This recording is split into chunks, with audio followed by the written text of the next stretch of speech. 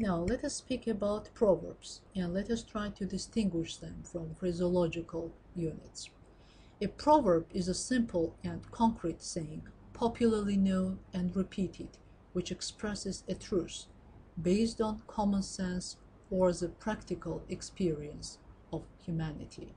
They are often metaphorical. Proverbs are often borrowed from similar languages and cultures, and sometimes come down to the present through more than one language. Both the Bible and the medieval Latin have played a considerable role in distributing proverbs across Europe, although almost every culture has examples of its own. And now let us deal with some of the proverbs. We never know the value of water till the well is dry. You can take the horse to the water, but you cannot make him drink. Those who live in glass houses should not throw stones. Even these few examples show that proverbs are different from phraseological units. The first distinctive feature that strikes one is the obvious structural dissimilarity.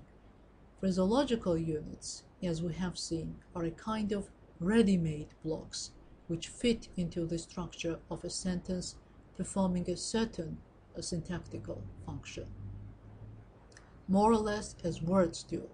Proverbs, if viewed in their structural aspect, are sentences. If one compares them in the semantic aspect, the difference seems to become even more obvious, even more striking. Proverbs may be compared with small fables, for like the latter, they sum up the collective experience of the community. They moralize, for example, hell is paved with good intentions. Give advice, don't judge a tree by its bark. Give warning, for example, if you sing before breakfast, you will cry before night. Admonish, for example, liars should have good memories. No phraseological unit does any of these things. They do not stand for a whole statement as proverbs do, but for a single concept.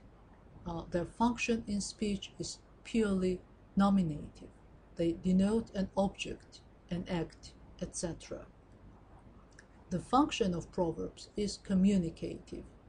In other words, they impart certain information.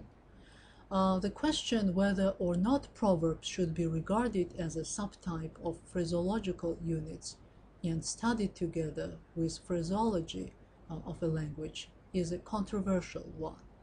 Professor Kunin labels them as communicative phraseological units. There does not seem to exist any rigid or permanent borderline, as you can see, between proverbs and phraseological units, as the latter rather frequently originates from the former. So the phraseological unit, the last straw, originated from the proverb, the last straw breaks the camel's back. The phraseological unit, birds of a feather, from the proverb, birds of a feather flock together.